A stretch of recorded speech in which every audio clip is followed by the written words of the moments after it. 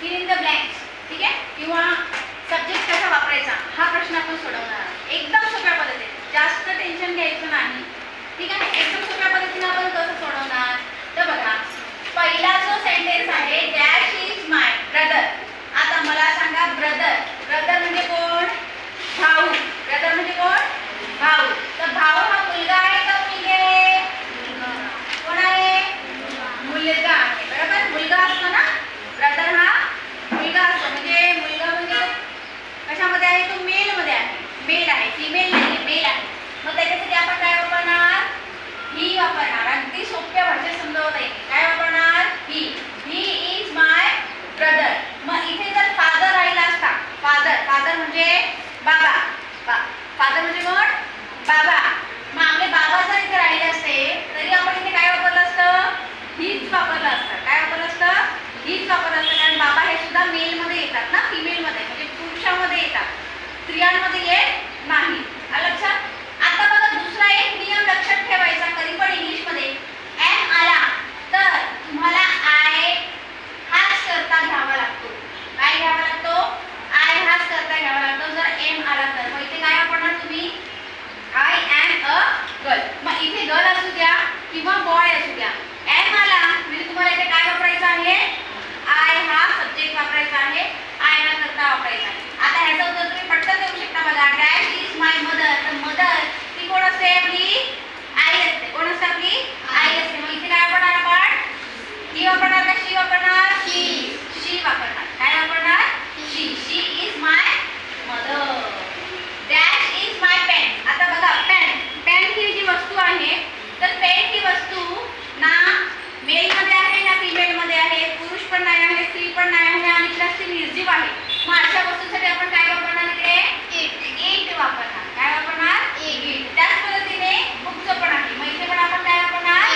इटच वापरणार. It is my pen, it is my book.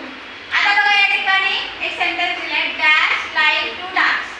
Dash like to dance. मग इथे शी पण नाही येणार, ही पण नाही येणार, इट तर येणारच नाही. मग इथे काय येणार आहे? I like to dance. समजलं? सोप्या पद्धतीमध्ये समजवलेलं आहे.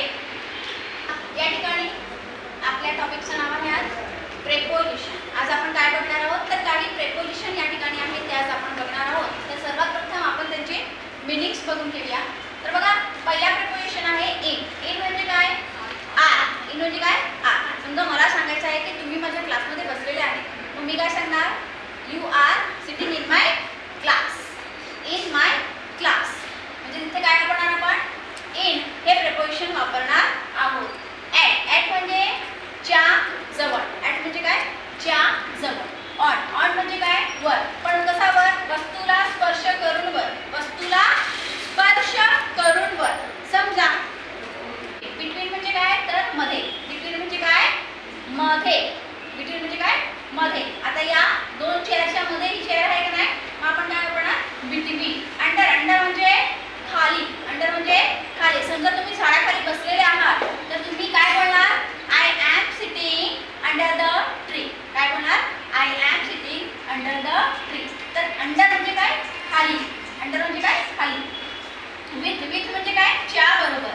विथ म्हणजे काय? च्या बरोबर. तुम्ही क्लासमध्ये येत असताना कोणाबरोबर येत असतील? समजा तुम्ही फ्रेंड बरोबर येतात, मैत्रिणी बरोबर येतात, मग तुम्ही काय बोलणार? With my friend. I came with my friend. आहे पुढचा प्रिपोजिशन आहे बिहाइंड. बिहाइंड म्हणजे काय? तर मागे. बिहाइंड म्हणजे काय? मागे. माझे इंग्लिश बोलणे हे महत्त्वाचं आहे. इंग्लिश पेपरामध्ये चांगले मार्क पडणे महत्त्वाचं आहे. त्याच पद्धतीने इंग्लिशचे काही शब्द प्रोनाउन्सिएशन करणे म्हणजे त्याचा काय काय त्याचा उच्चार हा व्यवस्थित करणे. काय हा शब्द असा वाचणार आहोत, पण हे चुकीचं आहे. आपल्याला ह्याला काय वाचायचं आहे? ते. काय वाचायचं आहे? ते. काय वाचणार? ते. त्याच पद्धतीने दुसरा शब्द आहे MILE. काय शब्द आहे? MILE. बोला बोला, माझ्या मागे बोला. MILE. हा शब्द या ठिकाणी कसा लिहिलेला आहे? माईले. काय लिहिलेला आहे? माईले. मग